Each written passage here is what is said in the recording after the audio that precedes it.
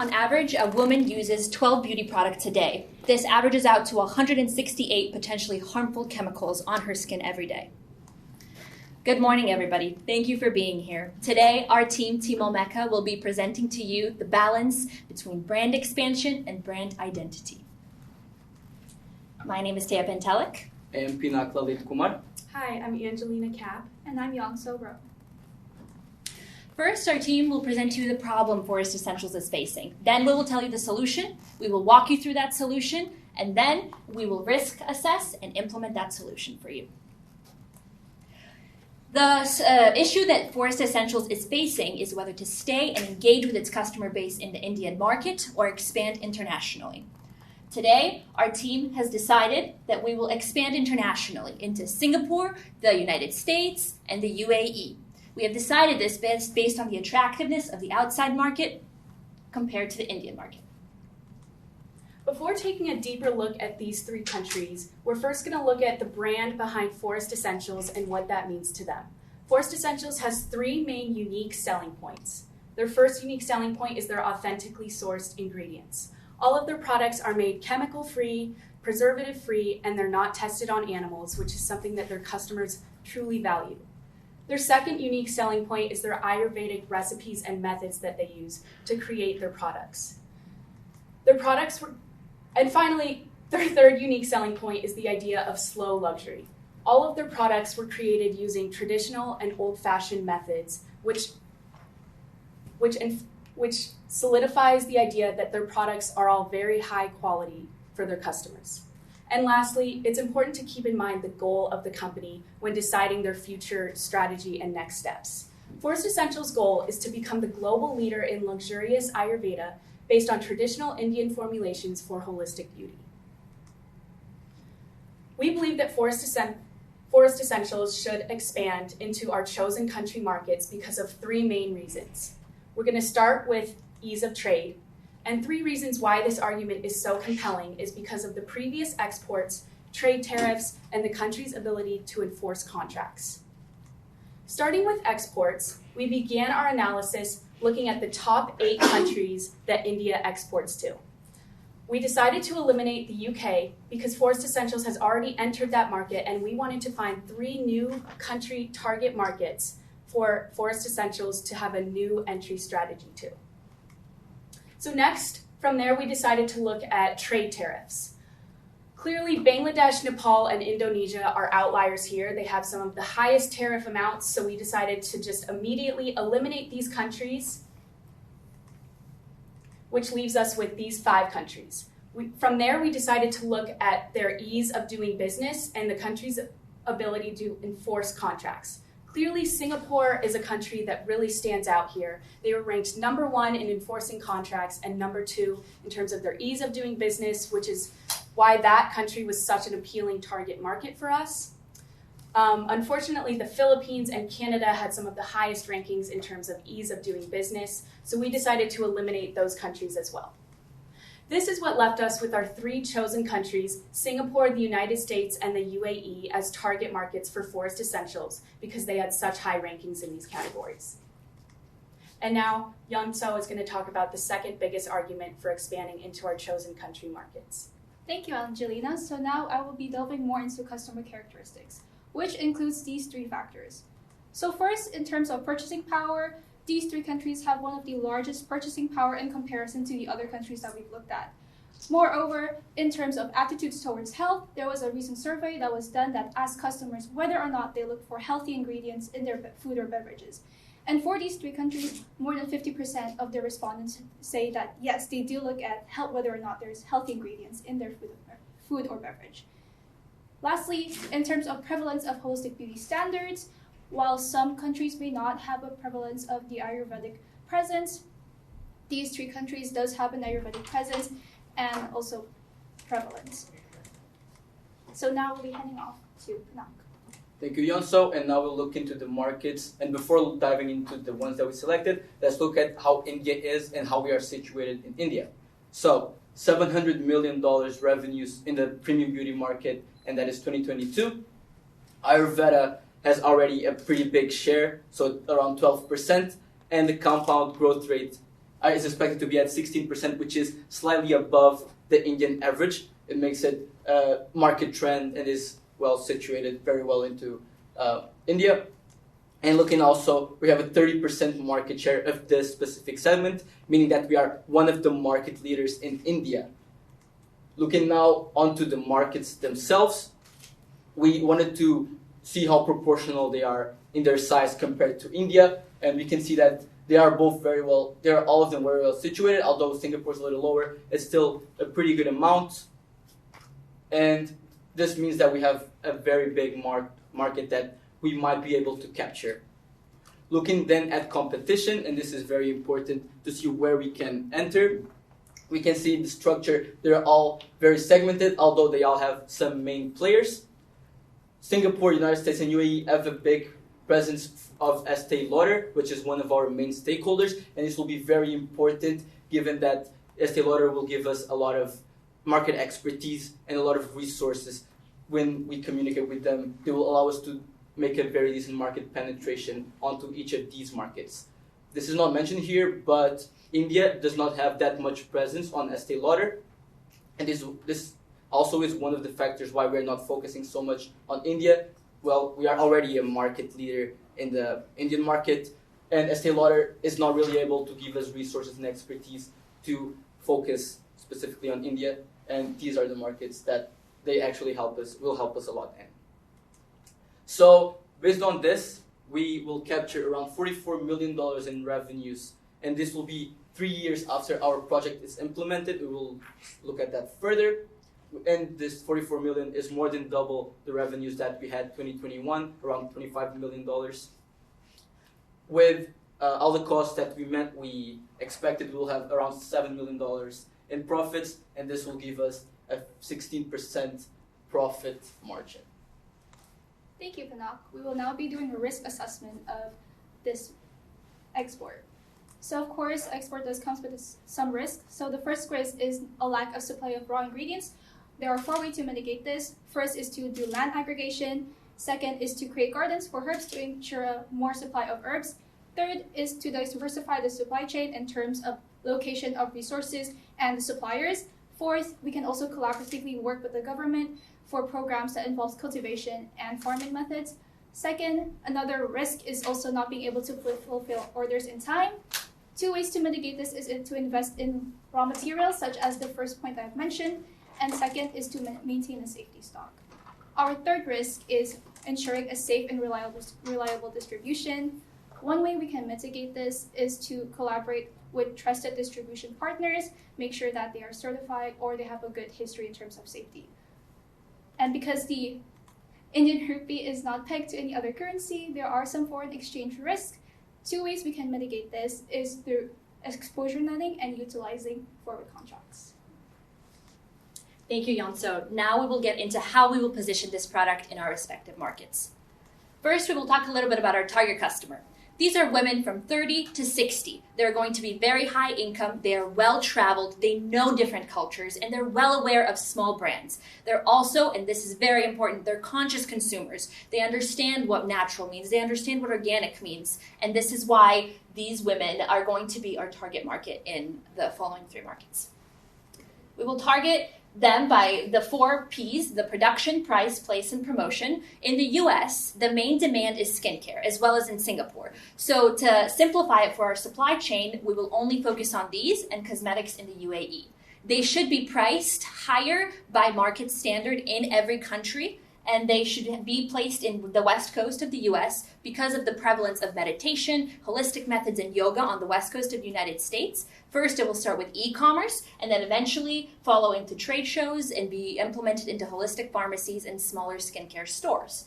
In the UAE, Sephora is going to be our main channel, again, first with e-commerce, and then it's going to go into real stores. In Singapore, it's going to be also small, organic, niche stores that our target market is most likely to shop at for these kinds of products. And this will be done, the partnership through social media with different influencers and other brands and stores. Now, as I mentioned, these are conscious consumers. We need to understand them, and understanding the circular economy is very important, as well as replacement programs. What we mean by that is altering packaging to really have that recyclable, reusable feeling so that we can replace certain parts of it and not use as much as regular packaging does. Also, composting raw materials can not only help our supply chain, but really get us through that circular economy. Clean energy and sustainable farming. This means recycling water. We're producing in India. We want to stay authentic. And so recycling water, which is going to become a scarce resource, and is a scarce resource now, is very important to focus on for the target customer as well as the company. And I will be handing it off to Yansu for implementation. Thank you, Thea. So now we will be looking at implementation and a timeline of it. So the first year is focused on regulatory compliance, selection of distribution partners, and adaptation of the product, which leads on to the second year. So the second year will also include inventory management, so making sure we have enough supply for potential demand, and also marketing our product because we will be releasing it on year 3. So year 3 is solely focused on the launch of our product and selling our product. So first, we will sell it as an online exclusive item in the Forest Essentials website or the website of retail stores. And then we will analyze the growth, and based on the growth, Forest Essentials that can then decide if they want to release it in store and the retail partners. So in conclusion, as previously discussed, Forest Essentials should expand internationally to the markets of Singapore, UAE, and the USA due to factors such as ease of trade, characteristics of the consumers, as well as the market attractiveness and opportunities.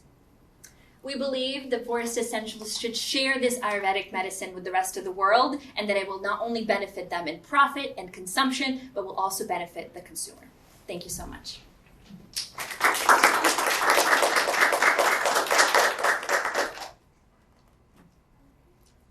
Sure. Great job in the presentation. You did it really well. As far as like the schedule, so is the goal, because you have like regulatory compliance for Q1, Q2 of year 1, that's for all 3 countries?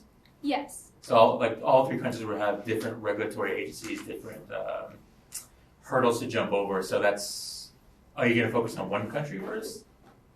Or go all 3 at the same time? Because that could be kind of a resource crunch for the company, right? Yes, so for regulatory compliance, it's good to look at the 3 countries just to see how hard is it in terms of compliance, and then based on that, they can decide whether to export it to one or multiple countries. Okay, and then do you think there's any way to move that to a 2-year plan instead of a 3-year plan? Yes, it is. This is a very general timeline. Okay. Again, like things with time, we can't really set it because there are unforeseen circumstances. So this is a very generous timeline, and again, it can be adapted based on the company's needs. So I thought you did a really, really nice job. Very good job with the analysis. One thing that I noticed is you made a very compelling case for India, to stay in India. I mean, the metrics are looking fantastic. So if you're going to say something like risk going to 3 different countries, I love the criteria you use to enter these countries, but they're completely different markets. So if you had to pick one, because I agree with him, I think it's too risky to do 3 at once, which country would you pick and why?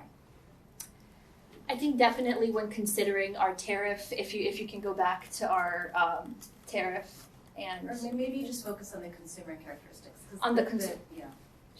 That's going to be your biggest hurdle. It's the U.S., so we understand the United States market the best. We understand the other 2 as well, but we really know that, for example, in Singapore, there's a prevalence in Korean beauty, so South Korea, very prevalent, as well as in the UAE, there's some of their traditional beauty. And I think the United States, the Western consumer is looking for something new and something, as we described with our target customer, they're really looking for new cultures, new experiences, so we believe that the United States. And to add on to that, U.S. has a way larger market. Very good.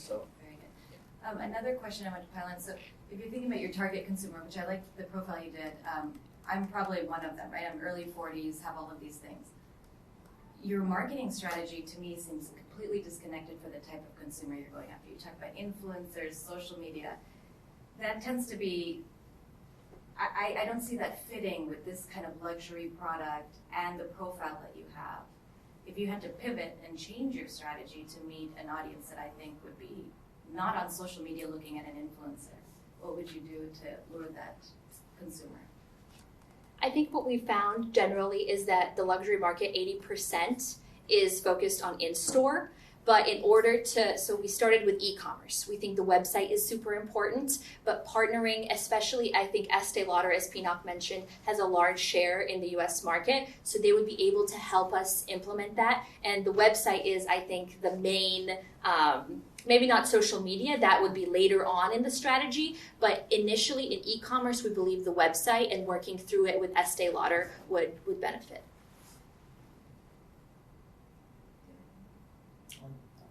I just had a question about why do you need retail? It's so expensive. It's hard to train people to tell them about the ingredients. Why not just go direct to consumer, like you said, the website, and why retail? Will you have the money for it? Where will you get the money for it? I believe, I think Pinok, you could mention a little bit extra about the financial aspect. But we believe with this brand, especially the consumers that they're targeting right now in India, it's important to find a home with the brand. So, and I think that face-to-face interaction really can't be, especially as you said, for our target market, and we completely agree, it can't be changed to online. They have to know the product, they have to touch it, feel it. That's why we kind of said with social media, we believe that the website might be a little bit first base, and then further, they need to understand the product. So that's why we feel that that personal experience in small stores with small selections are going to be best. And one more thing, just to add on really quickly to what Tay is saying, it's like you just said, our target customers are not, they love to be outdoors, in nature, so they're not going to be constantly spending all of their time online. So we think that by opening physical stores and retailing, we can reach a wider customer audience, and we can also develop closer relationships with them because, like Taya said, the face-to-face interaction is important too. To add on to that, so for our estimates for profits, we did very conservative estimates of what the retailer margin would be. We made a 25% estimate. This is so you did a beautiful job with this, especially given that you had no numbers to work with. It's very impressive. But this is a completely low margin. They won't survive on this margin. So you will have to think of ways to increase this a lot. You'll probably need 40% margin to survive. But good job. Yeah, so one more question, sorry. Maybe I heard wrong. You plan to still do all the manufacturing in India, or are you going to move it to each country? Is that the plan? Manufacturing-wise, it will be in India because, again, it's about how they make the product. Yeah. One of their selling points is, again, like the traditional way. You can't find that anywhere else other than India, so it has to So, like, making the gardens of herbs, that would be all in India? Yeah, again, Okay. it's like from the ground up, so Okay. it has to be in India. Well, to add one more thing, that's why we segmented the products in each market. So we are only going to focus on certain products so that it's not, the supply doesn't overwhelm the demand doesn't overwhelm the supply. Still have 3 minutes. You were awesome. You really did a fantastic job with the analysis, working together as a team, supporting one another. It just worked so beautifully. I thought your analysis was really strong. Where I'd say that you can work on is every fact that you put up, I wasn't sure why you were giving it. So every piece of information that you have in a case competition, it has to justify why it's there versus something else. And so make sure that you rationalize that. Another one I would say is that you had some competing information. I brought up the thing about social media. So vet every idea, meaning will this stand the test to an investor? Is it foolproof? The last one is you all presented really beautifully. Just make more eye contact. Interact with the entire room as opposed to each of you chose maybe one person to focus on, whereas you want to perform to the entire room. But I was really impressed with their work. Good job. Yeah, I kind of echo the same sentiments. You guys did a really wonderful job. As far as like making the case, like the 3 countries, like that's, I think kind of vet that a little more because that is really hard to launch in 3 completely different areas at the same time. So, but overall, great job.